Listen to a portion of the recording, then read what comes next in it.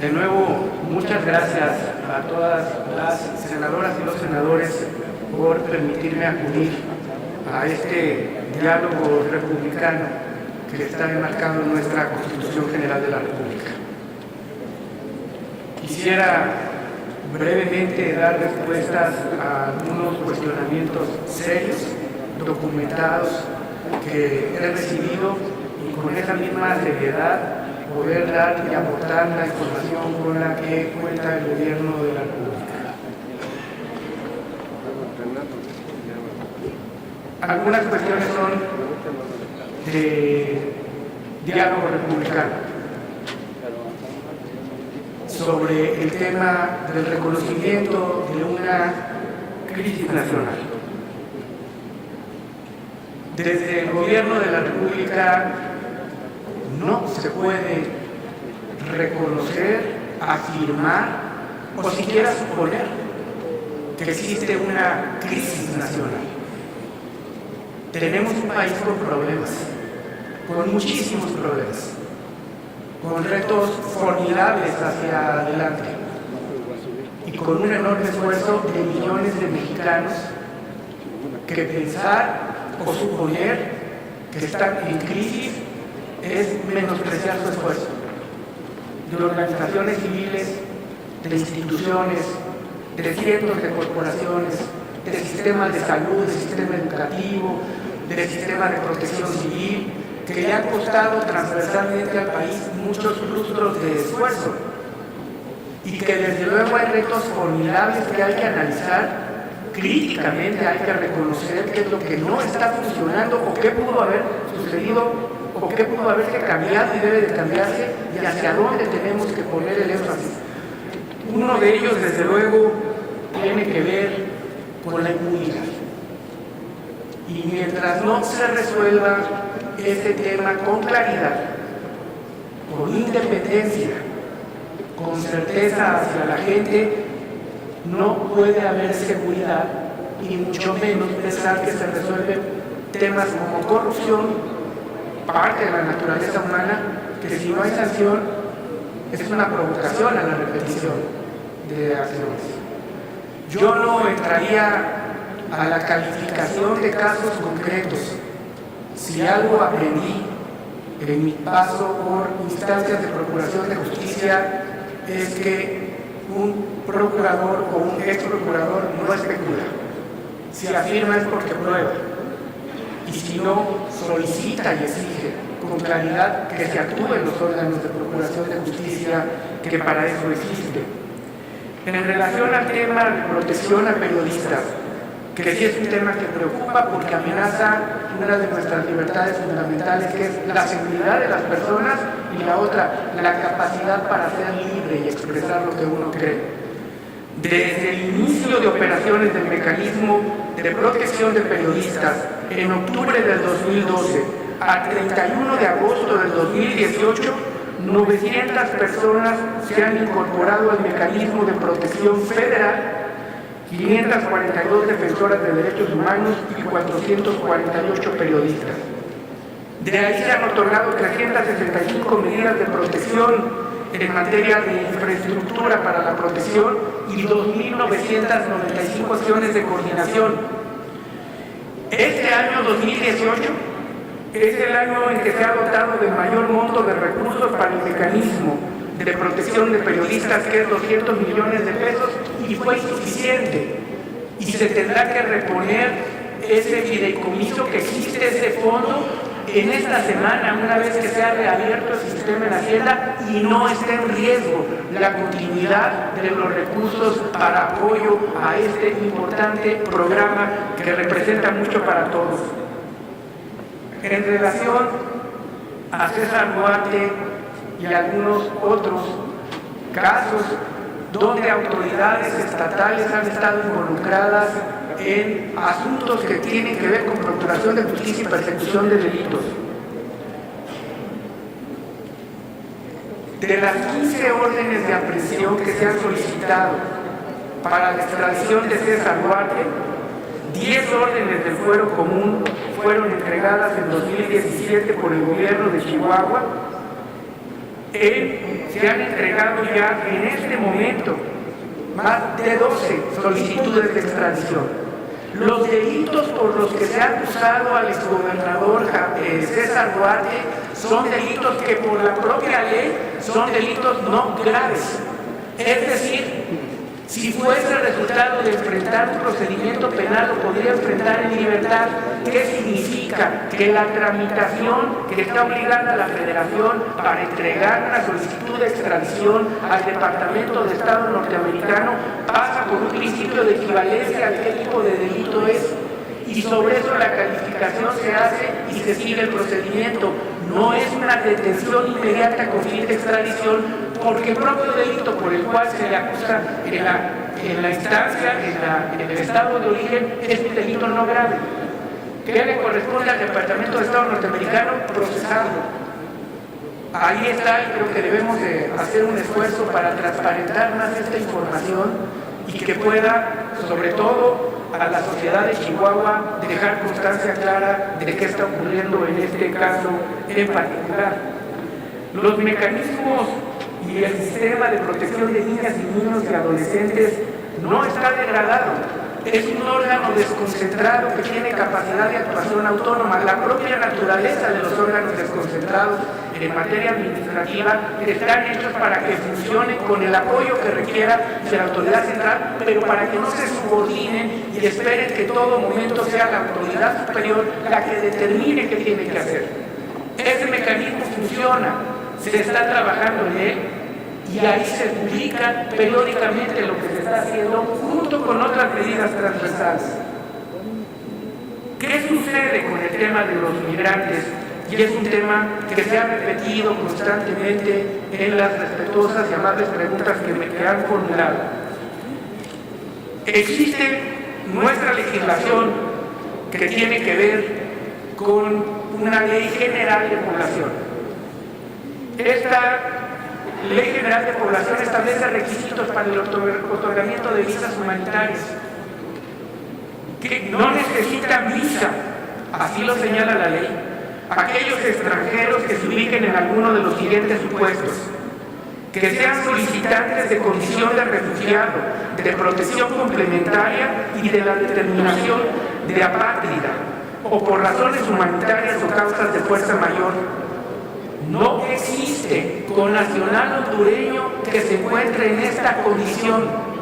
La expresión sobre la solicitud ha sido para una caravana migrante y el gobierno de México está siendo claro en esta situación, que no engañen a la población migrante o sea utilizada con fines que no tienen que ver con la propia migración por las características que sean.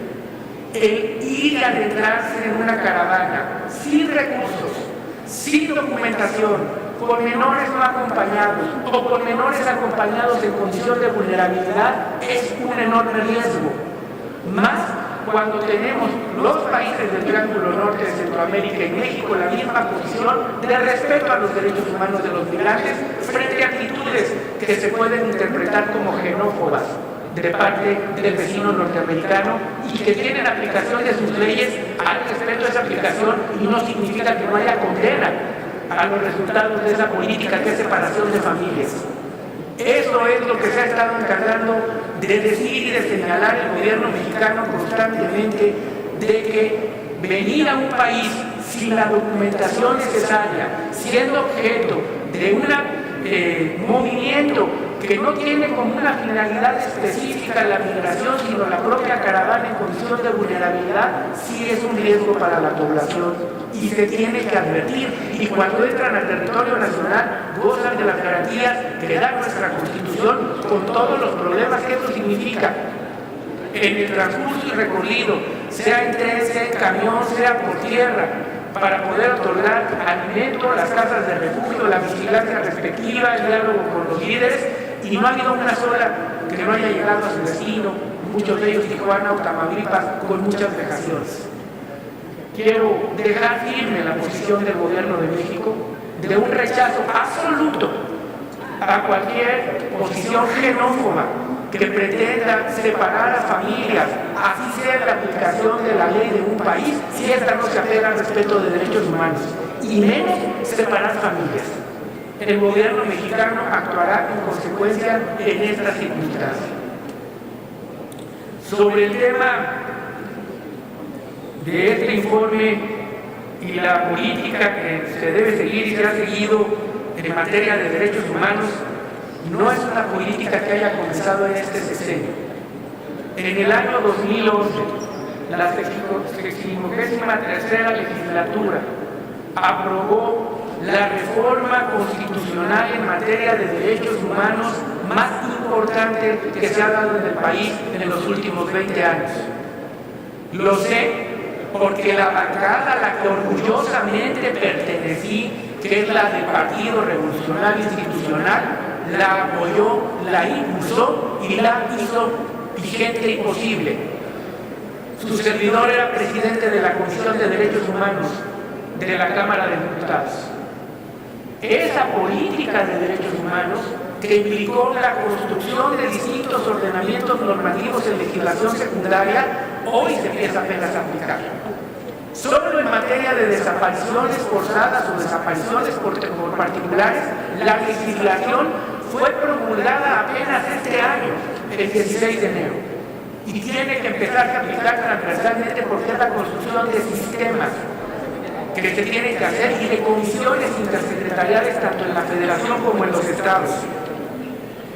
De todos los casos que en este momento se presentan de investigación y de auditoría, lo que diría con claridad es: esperemos el resultado de la auditoría y lo que de ella concluya, sin satanizar, lucrar o tratar de dar una opinión, por más de buena fe que se tenga sobre un caso que pueda molestar, herir o indignar, si no se cuenta con las definiciones y las pruebas correspondientes.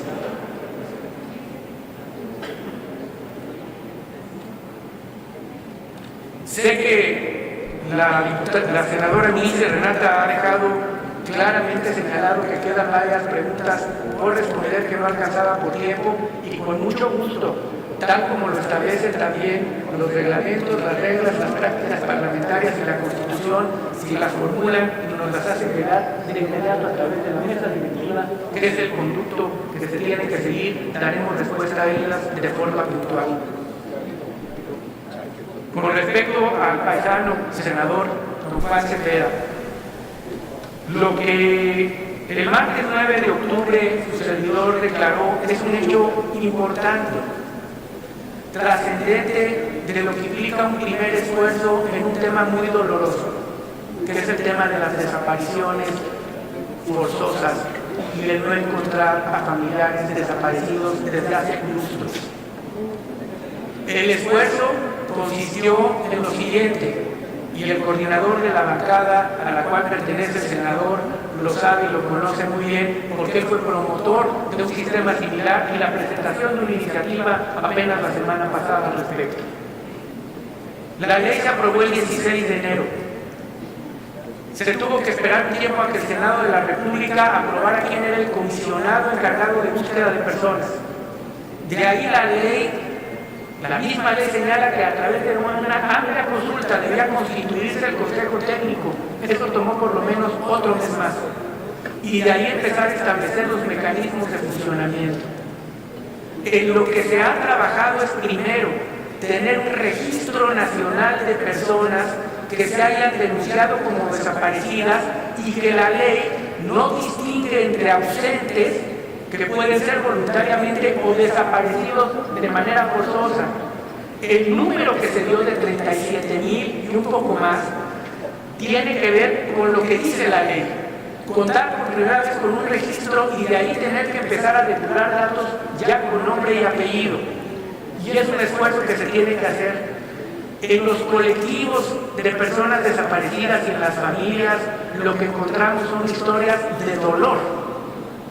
No encontramos necesariamente un argumento racional, porque no tendrían por qué tenerlo. Es una exigencia y un reclamo, y no concibo cómo puede haber un dolor más grande que el que no sepa una mamá o un papá dónde quedó su hijo, independientemente de la causa por la cual haya desaparecido. Lo que se ha hecho con cuidado es ver de todos los CEMEFOS que tienen una forma de registrar huellas dactilares, que tiene que ser de impresión, compararlos con las demás bases de datos y plataformas que tenemos para buscar coincidencias. En el CEMEFO se encuentra un desconocido aparentemente y se inicia una carpeta de investigación. Lo que se tiene en el ámbito civil de registros civiles y en el ámbito federal de licencias o la plataforma que tenemos para poder corroborar datos tiene un sistema distinto que es de huella rodada, no compatible. Había que buscar hacer compatibles los dos sistemas. Eso fue lo que arrojó 26,000 coincidencias. 16,000 que se podía iniciar ya un proceso muy serio de identificación, y ahí agradezco el invaluable apoyo del INE, que sí tiene un sistema y una plataforma de huellas dactilares con foto y con nombre. Esas arrojaron 4,500 personas ya con nombre y fotografía que puede ser dado a conocer a los familiares qué ha pasado o dónde está su familiar que se había señalado como desaparecido. Se pidió que se hiciera un doble chequeo. ¿Por qué? Porque puede ser que el INE, la credencial del elector, por alguna razón no coincida, y sería un doble dolor asegurar una afirmación de algo que al final puede no resultar cierto. El dato que se tiene en este tiempo son 350 personas, 300 de ellas con más de 10 años de haberse denunciado desaparecidos. Es un primer esfuerzo, insuficiente absolutamente. Es un tema de lustros, pero sí se tiene un camino que se puede seguir y se puede complementar con registros biométricos, con el mismo sistema que se está conformando y que ahora permite tener ausencias, no desapariciones forzosas, un registro para personas con vida que pueden estar en refugios, en asilos, en hospitales o haber desaparecido voluntariamente, y que se pueda también tener la capacidad para informarle a las familias dónde está la persona. A eso se refiere esta nota que se va a conocer el 9 de octubre y que es un esfuerzo que, en mi opinión, deberíamos de continuar, porque ahí detrás de esto hay actos de justicia no completa. Seguiría la persecución de delitos en el caso de asesinato, sí el mínimo necesario para saber y darle respuesta a familias que tienen todo el derecho a exigir qué ha pasado con sus familiares. A la senadora del Partido Verde, el tema de las estructuras administrativas y si debe ser una secretaría la que se encargue de los temas de seguridad o depender de una secretaría de Estado, es un tema que a este país le ha costado debates de muchos años y no del México reciente. Simplemente en el inicio del México del siglo XX, el Procurador General de la República pertenecía y participaba en la Suprema Corte de Justicia de la Nación. La policía está adscrita al Poder Judicial, por eso se le llama Policía Judicial, se le quedó el nombre. La ubicación de si existe una Secretaría de Seguridad Pública, si existe una agencia, si existe un organismo desconcentrado, es un tema que se ha discutido mucho. Importa el resultado de que efectivamente se cubran niveles de seguridad adecuados. ¿Qué ha sucedido? En 30 años, partidos políticos nacionales, desde luego, ahora uno que empieza en funciones en el estado de Morelos y a nivel federal con el nuevo gobierno que entrará en vigencia a partir del 1 de diciembre, pero prácticamente todos los partidos del espectro político nacional, sin excepción, han sido gobierno. Y no ha habido un solo partido en gobierno que haya podido dar una respuesta definitiva al tema de la seguridad pública. ¿Hacia dónde creo que debemos encaminar el esfuerzo y qué sí se ha hecho bien? Hoy tenemos policías con plataformas, hoy tenemos policías en algunas entidades y en la federación con sistemas, con servicio civil de carrera, con metodología y protocolos de investigación, con capacitación constante, con capacidad para tener un avance en la vida y promociones que tienen que ver más con el mérito que con el amigo, con sistemas que abandonan un sistema de caudillos y de comandantes a un sistema de instituciones que puedan dar respuesta. Esa parte hay que conservarla. Se ha pensado que es el sistema de justicia, no porque no necesite perfeccionarse. Se han invertido 8 años en un sistema alternativo de justicia penal, 82,000 millones de pesos. Y el sistema arroja enormes retos como la puerta giratoria, donde el catálogo de delitos hace que una persona que traiga armas salga de la misma manera en que entró rápidamente. Y no existe un solo gobernador, uno solo, que no haya señalado y solicitado que se hagan ajustes a la legislación. En mi opinión, porque esa fue la pregunta, se tiene que concentrar el esfuerzo en el modelo de investigación policial. En este país, cuya pirámide y embudo determina impunidad, donde el 20% de delitos se denuncian, donde el 10%, la mitad, el 50% de esos delitos llegan a un proceso penal y donde al final solamente hay 5 sentencias condenatorias de 100 conductas delictivas, es una apuesta en la impunidad. Cambiar una de las válvulas del sistema, hacerlo más ágil, poner prisión preventiva de oficio, significa atrofiar otras válvulas del sistema, como era la sobrepoblación carcelaria. Y lo que era un problema de sobrepoblación carcelaria hoy se convierte en un tema de que no se tiene que se tiene una mayoría de espacios penitenciarios que se tiene que volver a reconsiderar qué hacer con esos centros penitenciarios o hacia dónde conducirse, como está pasando en algunas entidades. El tema doloroso del proceso de justicia es que los que llegan a proceso en un modelo de reacción policíaca, donde solamente se persigue o se detiene en flagrancia, hace que el juez lo que tenga en sus manos en el momento mejor de los casos que llega a sentencia es una sola conducta delictiva. Es primo delincuente y por lo tanto se le impone una pena mínima aunque haya cometido 80 conductas que no están registradas. Y el país pelea por aumentar las penas máximas, ya vamos en penas de 140 años porque la Constitución prohíbe la cadena perpetua, que no se aplican. El 98% de las sentencias en México se aplica la pena mínima y ahí entra el beneficio preliberacional y el delincuente vuelve a salir. No es un temor la cárcel. Si el modelo de investigación policíaca no cambia a poder concatenar conductas compartimentadas y la detección de organizaciones criminales con varios hechos delictivos, por más que temas orales, no orales, escritos, aumento de penas, no va a funcionar.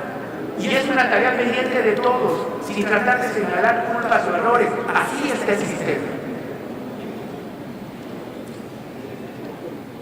En materia de prevención de la delincuencia, sí hubo una disminución de recursos a uno de los programas.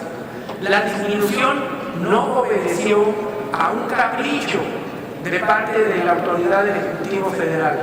Obedeció a una decisión de que ante la caída de materias primas en los años pasados, que significó una caída contundente del precio del petróleo, la opción que se tomó no fue generar más impuestos o deuda, sino disminuir el gasto público.